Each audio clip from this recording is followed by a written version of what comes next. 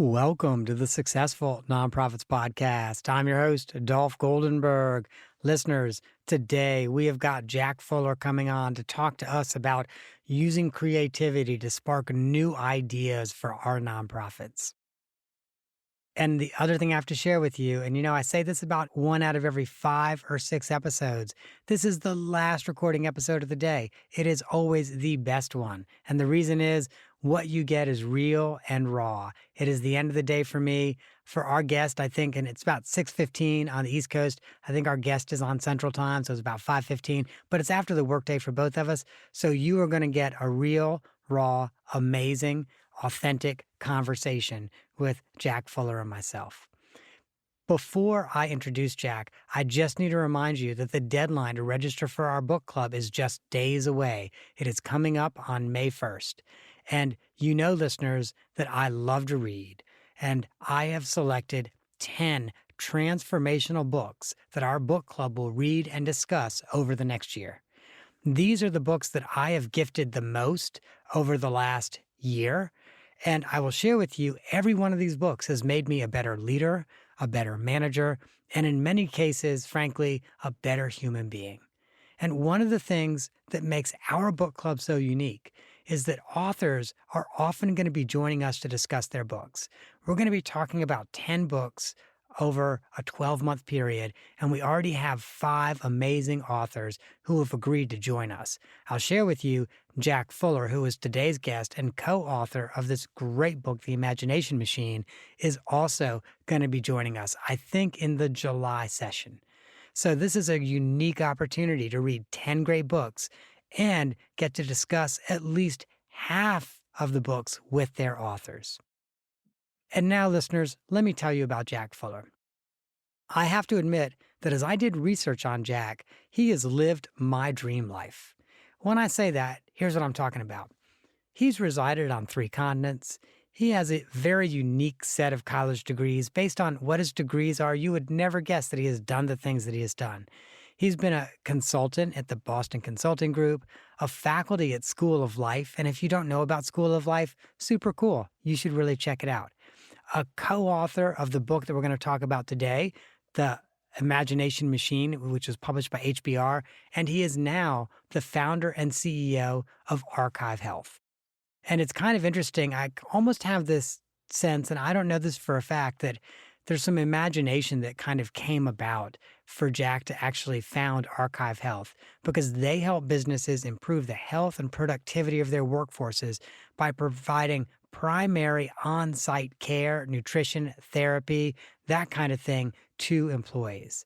It's really kind of an amazing way to integrate wellness and health into an employer's actual facility and office. So I have to say, as you think about all of those things, that pretty much is the definition of a thought leader. So I'm so excited that we have Jack Fuller on today to talk with us about his book, The Imagination Machine. And I'll just share with you, if I had to summarize the book in a sentence, and of course, Jack and I are going to talk about it for probably 25 or 30 minutes, but if I had to summarize the book in a sentence, this book helps you conceive of something that is not real, but is possible. And it helps you make the possible happen. Jack, thank you for joining me to discuss this amazing, game-changing book. Hi, Dolph. Thanks very much. I appreciate the introduction. Unfortunately, I left my copy of the book on my desk across the hall because I typically like to show guests, like, it is dog-eared, it is tabbed, it is underlined. Like, this was an amazing book. And I'm also, by the way, probably like you, when you were at Boston Consulting Group, I'm on a lot of airplanes. And so airplanes are often my reading time. And so I'm one of those people who's like turning the light on above me and then just furiously taking notes and scribbling while I'm reading. And I did that a lot with your book. And so having read your book, I kind of have a sense of this, but I'd love to hear from you. Why is imagination important for nonprofits? Yeah. So think about how things begin, how anything begins, including a great nonprofit. You start with an idea. Everything in the world began with some kind of concept in someone's mind before they acted. And that's a great stage to be at. You know, a lot of us love that stage. We're imaginative people. We love thinking of possibilities and ideas and how the world could be different. And that stage is often very fun as well as hard work. and the company, or the organization is growing. There's opportunities, possibilities. What happens though with every kind of organization, nonprofits included, I think, is that they become ossified. So the structures that you build end up becoming more like a prison, and then you get trapped, and imagination dies, and that's the general narrative. So what we're trying to do with this book is say, for one, we value those structures. We understand efficiency, operational excellence. So that's all very important. But how can you keep imagination alive within the structure? That's the real challenge, to value both those things. And that's important because companies and nonprofits constantly need to adapt and change. I'll share with you, and I never really thought about it quite from this perspective, but reading your book, I would often think, yeah, throughout the history of humanity, there have been these things that we once thought were impossible, but actually turned out were possible. We just were not at a stage where we could make it happen. And this is true whether we're talking about electricity or even, gosh, floating across an ocean or, air travel. All of these things once upon a time were just not real at all. And most people thought they were impossible. But someone could envision it, and then someone could actually use that imagination to figure out how to do it. Yeah, absolutely. And in the book, we talk a lot about banks, which I find interesting because they seem such a part of the furniture now. But really, at one point, they didn't exist. And we tend to think of them as real as a tree or a rock and as permanent. But really, they're much less permanent. Because they were invented, they can obviously be reimagined.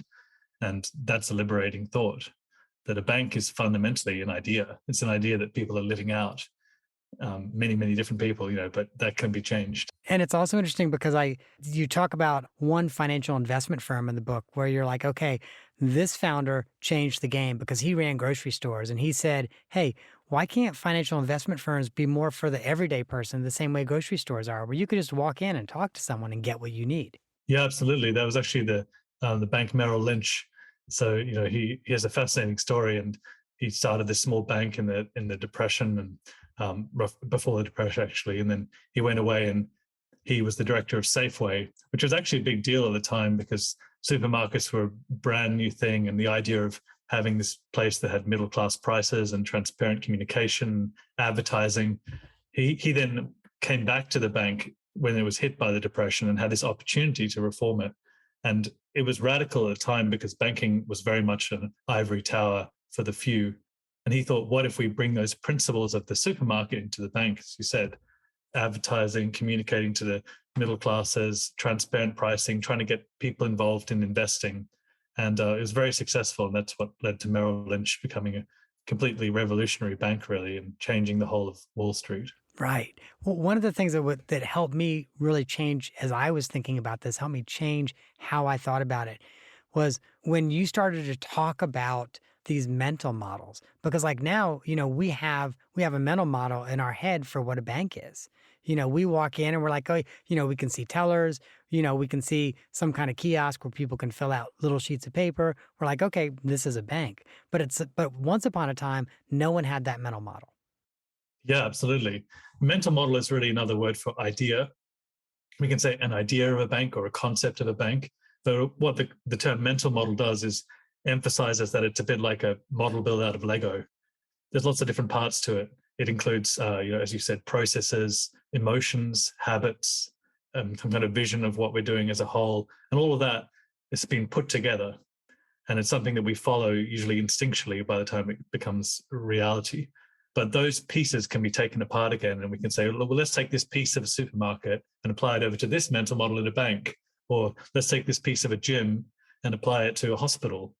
And that can often be the starting point for developing an imaginative, counterfactual new mental model. Yeah, and I'll share with you. I really love that. And there was one generative question that you had in your book that I around mining those mental models, and it was, what parallels can we draw with anything else in the world or through history?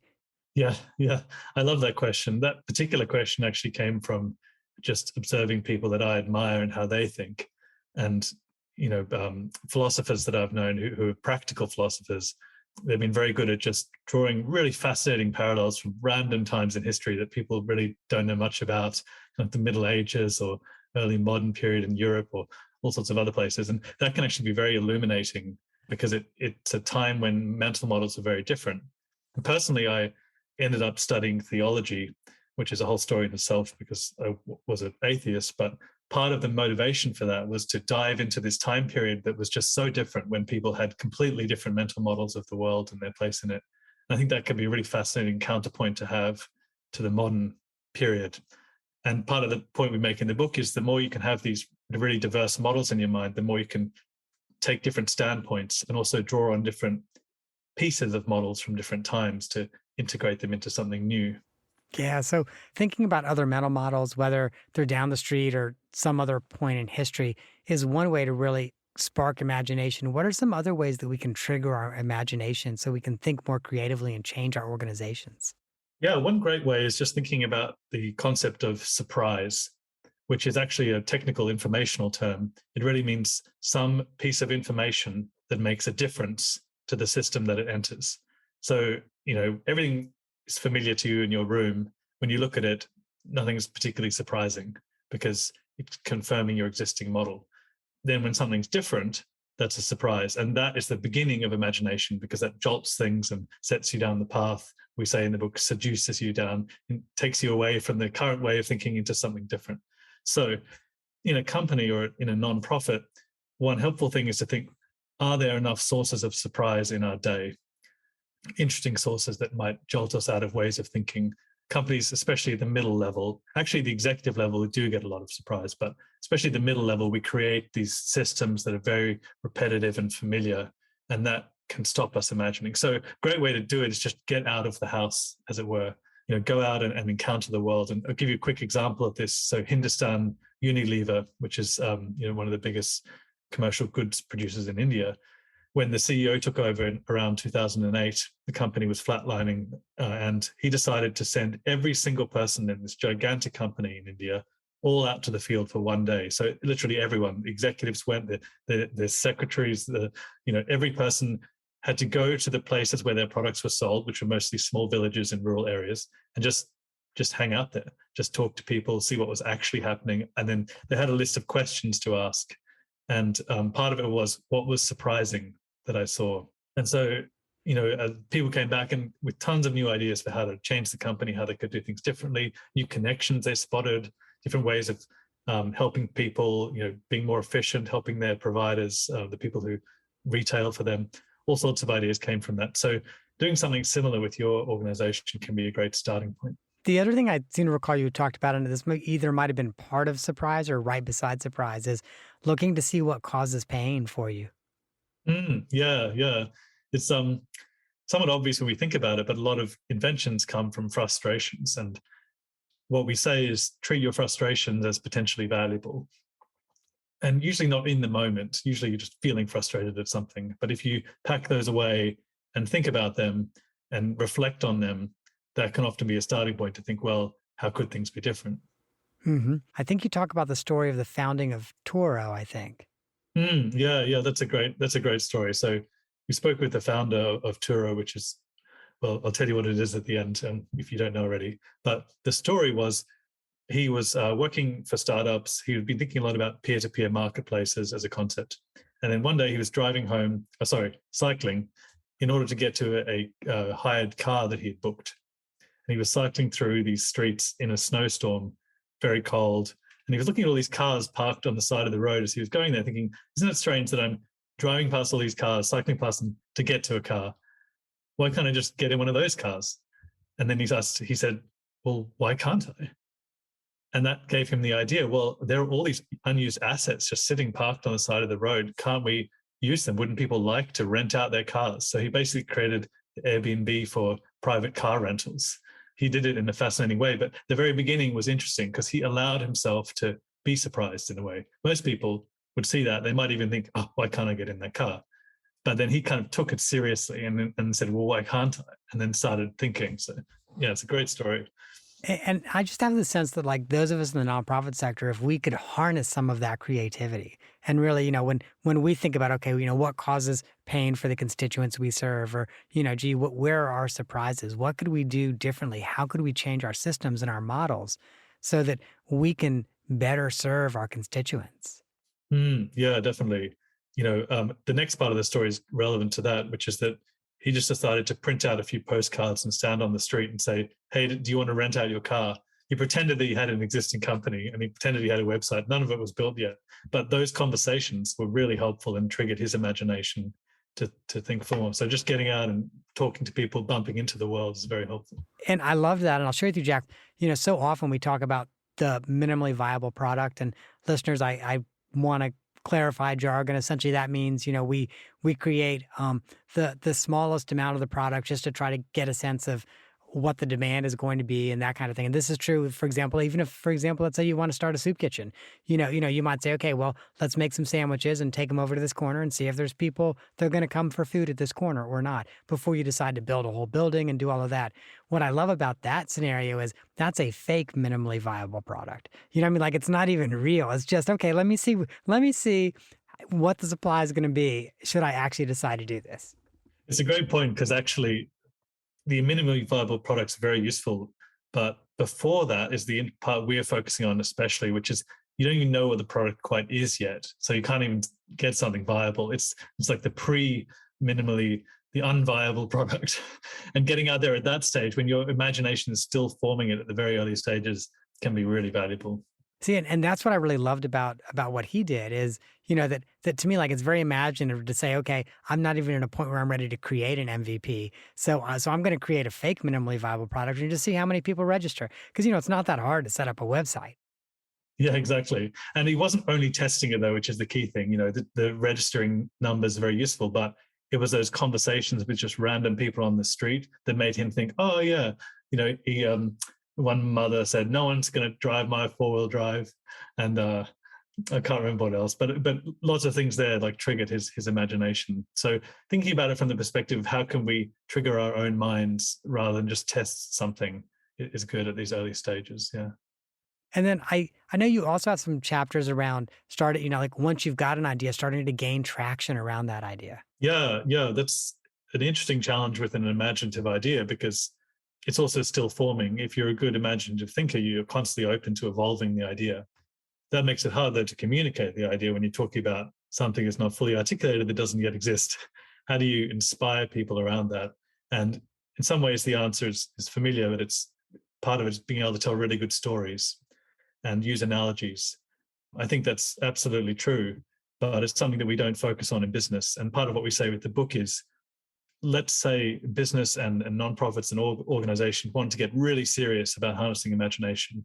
These are the kinds of things they would focus on at an executive level, not just in a side gig type of way. Like, how can we really train people to be excellent at telling stories so they can communicate really effectively, using metaphors that are really vivid, drawing analogies from different periods of time. Now, all of that's really important to then bring people into the idea while it's still forming. Most organizations only kind of let you share something when it's already been formed and tested and proven and defended. But how can we get to that stage when you can just share ideas that are still in progress? Right, right. And so how do nonprofits create that space for people to be creative and then to take some steps in actually figuring that out? There are lots of elements to it.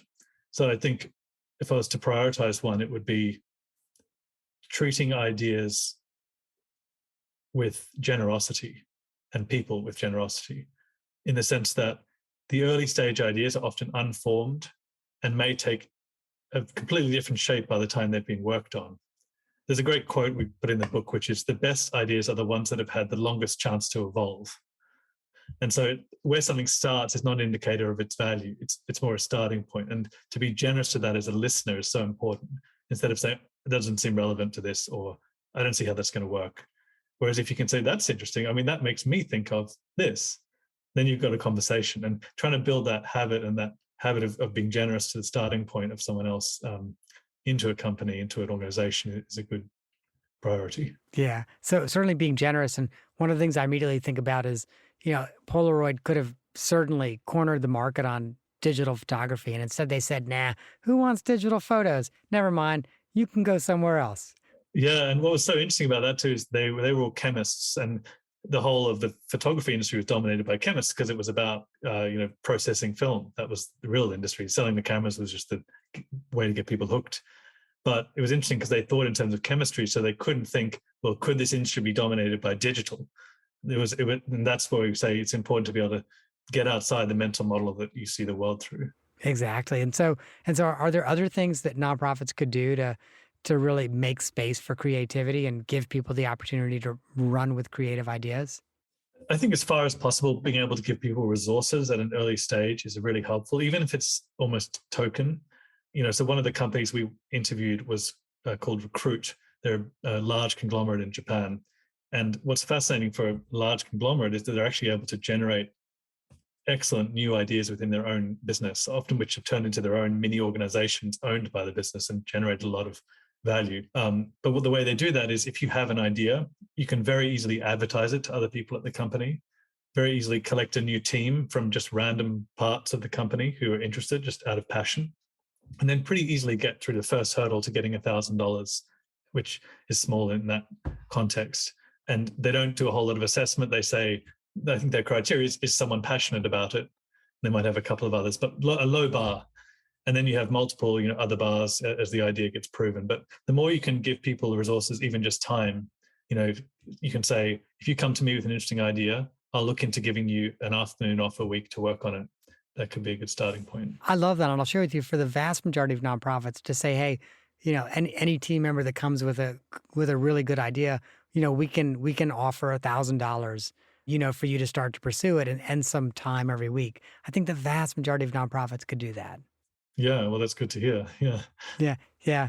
So one of the other things I was really curious about throughout your book, and well, there are lots of awesome things throughout your book, including some very, very cool drawings. I would not even call them cartoons, just some very cool drawings. But often beside those drawings, there were some The drawings are actually done by my dad, which is no interesting. way, Yeah. really. Yeah. He actually thought of all the cartoons as well. Is your dad a professional cartoonist? No, he's actually an architect. He just likes to do cartooning, and somehow it ended up he was just extremely good at making funny cartoons, commenting on our work, and it just evolved from there. So He is extremely good. Wow, I was I yeah, was not expecting you. Wow, okay. But often beside those cartoons that your dad drew, I now know, are really some incredible generative questions. And so I'm curious how you and your co-author developed those questions. yeah. Martin and I drew in all sorts of places for those questions. I think usually we thought of our own experience or observed experience of others. So that question earlier, I had watched good philosophers draw parallels. A lot of good writing, I think, is about being able to just accurately describe what goes on and to remember an experience and what was the first thought that you had at the beginning of that. So we did a lot of talking in various, living rooms and cafes and offices throughout the course of this work, just analyzing experiences. Like where did that idea begin? What was the first thought? Tracing it back. And then that turns into a question. And then there's the task of formulating the question in a pithy way, which I think Martin is particularly good at. He's got a good advertiser's mind for those formulations. So that was our process. Wow. Again, there were just some incredible questions. One of my favorite generative questions I've already said, which is what parallels can you draw? But two more of my favorite questions, which went back to back, was what if we doubled our confidence, and what if we doubled our humility? Like when I actually, and again, as I said, oftentimes for me, plane time is my think time, and so I remember, a plane was like going down the runway, getting ready to take off, and I read that, and I'm like, okay, it's now time for me to close my book and look at the clouds and just think about those two questions.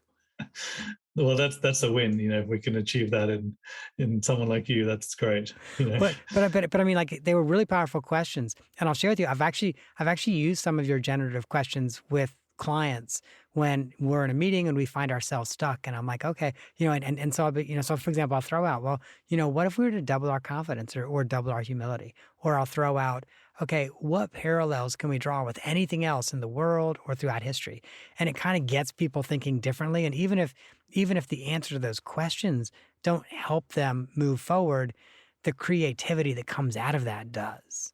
Yeah, actually, the story behind that particular set of questions is interesting and illustrative of imagination too, perhaps, because we're speaking with a biologist that we talk to a lot, Simon Levin, who's a pretty nationally famous biologist in that field at Princeton. And we were just talking about the role of ego in new ideas. And we really wanted to get to the bottom of it because it seems as though ego is part of it, confidence, but also not too much. Or so we wanted to kind of talk about that, and we talked and talked, and we figured, well, actually, you need humility and confidence in some way. And what does that mean? Because they're kind of opposite. And we were saying, well, it's sort of like you sometimes need to be humble, you sometimes need to be confident. It's actually just different times, perhaps. And then out of that, that's when we boiled it down to, well, what if we doubled one and doubled the other? So, and then that question, triggered your thinking and could be used in other places. So it's a good example of just sometimes the path of something new is so random. Absolutely. And so that was illustrative of that.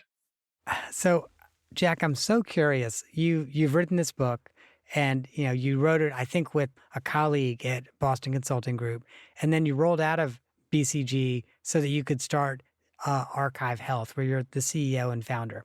So, part of why I find this so interesting is you are in a unique position where you can kind of be like a philosophy monarch, because because like, okay, you've written this book on imagination and creativity and ways in which you can harness it for good and also to build your organization. And now you find yourself actually building and growing an organization. Yeah, absolutely. It's been so interesting. And I think, yeah, I might have written some things differently about the book, having actually tried to run something seriously, but not a lot. It's more a fascinating experience of trying to apply this. And I'd say my overall report is that it's very difficult. It's extremely difficult to apply this, and a lot of it is emotional. I think I would have zoomed in on that in the book if I was to do it again, where I my whole day is filled with a sort of dumpster load of tasks, and it's very easy to just keep doing them and they never end, and you get in this little pattern of doing that continuously, and it's so hard to just disengage and say, I'm going to go for a walk, and to see the value of going for a walk, even though I wrote the book on it, where going for a walk is a time to reflect, or looking out the window in the airplane. It's very easy to intellectually say I can see the value, but very hard emotionally to be able to detach from that and to fit that into a day that's otherwise full of completely unpredictable things, many of which are urgent. So that was interesting for me. This gave me some humility about how hard it is. First of all, I love this phrase, dumpster load of tasks. As someone who's been an executive director and also has done interim EDs, that's 100% what it is. It's like every day there's just a dumpster load of tasks. Second, I know that you said you might maybe write things somewhat differently now that you've had the opportunity to be a philosopher monarch who has that dumpster load of tasks pulling up to your desk every single day. And so you had mentioned maybe recognize the emotional side of it is one of the things you might write about differently. Is there anything else? Mm, um, yeah, I think I have got really realistic about the difficulty of encouraging imagination from employees, partly because they're so busy. That's one thing, but also that a big focus in building a company is getting those structures in place, and it's not easy, you know, and you need them. You can't overdo it, of course, but you need them, especially in a healthcare company. You've got to be absolutely compliant, and a lot of the focus is actually on being strict and keeping things in line. And we are now, after 1 year, starting to think about ways to encourage our staff. We have about 15 people all up to suggest ideas and think of them. But I think I would have given even more appreciation in the book for the structural side of things, the efficiency side, which is its own challenge. And I'll share with you, I think especially for small and medium sized nonprofits, that's also true for them. So much of it is about creating the structure so that they can, frankly, survive and then thrive. I do think that they experience that balance of, okay, how do we embrace creativity while still having enough structure to thrive? Definitely. One other small thing I would add is getting really practical about putting it on your calendar to make time to talk about a new idea or think about new ideas. I work by bouncing ideas off others, so taking time to meet about that. And it doesn't work, I think, when you just put it on your calendar yourself because the day takes over. But we figured if you have other people in the company also making you do it, which I guess is called a meeting. But if the two of you have to do it together, then you can have a meeting about, or at least check in to say, okay, now is imagination time for the next hour, and we're going to commit to that. So those kind of things seem very tactical, but it actually makes a big difference for how to do it. Jack, it's interesting you say that. While I was reading your book, I actually had this creative idea. And, because you have such great generative questions in your book. And I was like, oh my gosh, my consulting colleague, Lexi, we do a weekly check in. We schedule 90 minutes for it. It's like, we should 100% like do a generative question at the start of every meeting. And I'm like, and maybe one week I can bring a question, and the next week she can, and we'll just keep swapping off like this. And so I'll share with you, Jack, when we first started doing this, our initial thought was, okay, we'll spend about 15 minutes. It wasn't possible. Like 45 minutes in, we still weren't done. And we're like, we got to get to all the other agenda items. But we're having so much fun talking about the creative question. And it's really generating some amazing thought and possibilities. That's great. Oh, that's wonderful to hear. Yeah, sometimes it just takes unlocking it and you get in the groove. But I've just found it interesting that you said, scheduling it, because that's kind of, I guess, what we ended up doing was saying, okay, let's schedule generative question as part of our regular weekly meeting. And, but it's interesting because it's kind of taken over our regularly weekly Definitely. Yeah. meetings. Yeah. That's funny. Yeah. And often one of us has a hard stop at 90 minutes. And so then we're like, okay, we now have 45 minutes to run through everything else we were going to try to discuss. So we're way more efficient on everything else. Yes. Oh, well, that's good. Well, double benefit.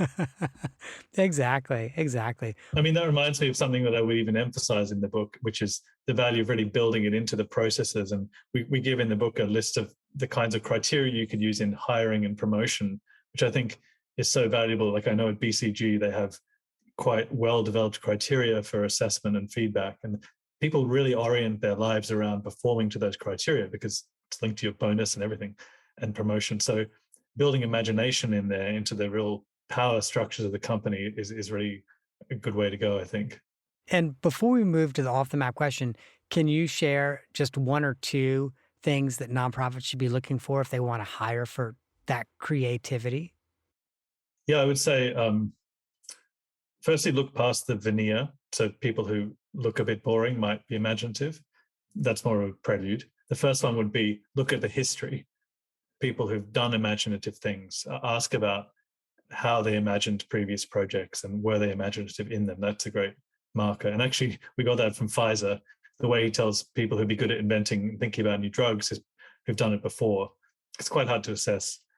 But another one would be giving them a test, just a problem, and say, tell me 3 different ways of looking at this problem, or think of an analogy that would be relevant to this problem.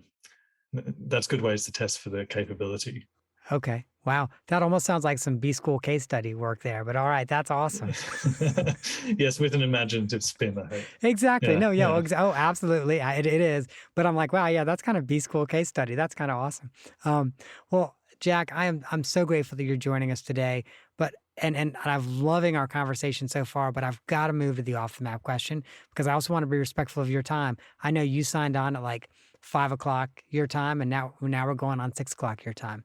So I understand that you have a favorite poem that is not really a single poem. I think it's like 4 poems that was written over decades. Mm. Yeah, it's a wonderful set of poems called Four Quartets by T.S. Eliot. And it is really just a complete treasure trove. It's fantastic. It's Eliot was trying to combine philosophy and poetry, and he mixes the abstract and the concrete in such a beautiful way and writes about the mysteries of the universe. It's something you can mine forever, I think, and I love it. I tried to memorize all of it at some point. Did Um, you really? yeah, Wow. bits of it are falling off, but it does feel very familiar to me. Got my original copy of it here. Um, should I read a bit? Oh, I love that. Yeah. Home is where one starts from. As we grow older, the world becomes stranger, the pattern more complicated of dead and living. Not the intense moment isolated with no before and after, but a lifetime burning in every moment, and not the lifetime of one man only, but of old stones that cannot be deciphered. I love that. He's talking about how starting off as a child, everything's so immediate and just present. But as you grow older, you realize that the things you carry with you that you've absorbed from the culture and from your history have this depth to them, and you're in a way carrying these old mysterious stones in your life that cannot be deciphered. They stretch back, into previous eras and even evolution, and you realize the depth of the life that you're living more than you did at the beginning. I just love that idea. And for me, it connects with what I'd like to do with my company, which is offering therapy. And it's a whole other topic, but I'm very passionate about good therapy. And I think part of it helps you realize all the layers that make up who you are, which is a great thing to inquire about and to explore. The section of the passage that you read really spoke to me. As someone who has recently entered his 50s with both parents gone, I absolutely see that where it's like, yeah, it's not always like, okay, before and after, living and dead, everything's just kind of intertwined and intermingled and in kind of some interesting and bizarre ways. Yeah, and the spirit of the dead comes alive when we bring it alive in us, and Yes. it's all intermingled. And Yes. yeah. Oh, yeah. Yeah, and Mm. I will say, like, and my father has been gone for, gosh, over 2 decades, and I'm surprised at how often, like, he will just appear in dreams, like, as alive as he ever was, same voice, same look, same everything, and it's always kind of amazing to me, like, wow, how like, even now, conscious self, if I try to picture him, I actually have a little bit of a difficult time picturing him, but in my dreams, full color, full on. Wow, yeah, Yeah, very it's interesting. amazing. Yeah. Yeah, I actually lost my mother in 2020, and Oh, really, made me really changed my mental models in some ways. My perspective on the world really, yeah. really does. Yeah, Yeah. I completely understand that. Mm. Oh, well, Jack, thank you so much for joining us. I'm grateful that you have, and I always want listeners to be able to find out more. So, first of all, go to Amazon and order Jack's book, The Imagination Machine. This is such a great book. I'll also share with you, it's a short book, it's a fun book to read, and it's an unusual size, Jack, I actually meant to ask you, is that intentional? The unusual size of your Yeah, book? we wanted it to feel like a fun handbook. You hit that well because like it does not feel like most business books that you read. Like you pick it up and you're like, this is the size of a children's book. Yeah, we wanted to echo that. Yeah. Yeah. And let me be clear, I don't mean that as a slam. I actually mean that as a good thing. Like it puts you in a different space when you pick up a book that looks and feels like that shape of that book. I like the idea of taking fun formats and filling them with really serious or well developed content. It's kind of that combination. Yeah. So listeners, make sure that you check out the book. You can get it at Amazon, The Imagination Machine. Also, something else that I want you to do is check out Jack's website, archivehealth.com, and you can find out more about the business that he is building using the principles that he talks about in the Imagination Machine. Jack, thank you again for coming on the podcast. Yeah, you're very welcome. Thank you for having me. All right, listeners, if you want to know more, you can always go to our show notes at successfulnonprofits.com. We will undoubtedly link to the Imagination Machine on Amazon. We will also link to Archive Health. Although, if you can remember Archive Health, you can remember the URL, archivehealth.com. And do not forget, please, that we always value when you rate, review, and share this podcast. And finally, if you found this episode useful, if you found it informative, there are two more that I want you to download and consider listening to. The first is Challenge the Fundraising Status Quo with Sherry Quam Taylor. Sherry talks about really creative ways that your organization can be engaging in fundraising that, frankly, is a very different mental model from the way most organizations are doing it. And second, consider downloading Solving Problems with Unlikely Partners with Leah Garces. Also, phenomenally good outside of the box thinker who pretty much went to her organizational enemies and said, hey, how can we work together? And found good ways to work together. That, listeners, is our show for this week. I hope that you have gained some insight to help your nonprofit thrive in a competitive environment. And I never want to say this, but the lawyers make me. I'm not an accountant nor an attorney. I say this every week. Everyone should know this by now. And guess what that means? That means that this show is for informational purposes only. It should not be used for tax, legal, and accounting advice. So here's the deal. If you find yourself in need of tax, legal, or accounting advice, do not, under any circumstances, rely on podcasts for that. Trust me, that's going to be a mistake. You're not going to like the outcome of the advice that you get, most likely. Instead, find a licensed, qualified professional in your area and consult with them. If you're not sure what type of professional you should be talking to, or if you have a sense of who you should be talking to but don't have a name, reach out to me. I'm happy to help you figure out what type of professional, and if I know someone in your region, I'm happy to make a referral.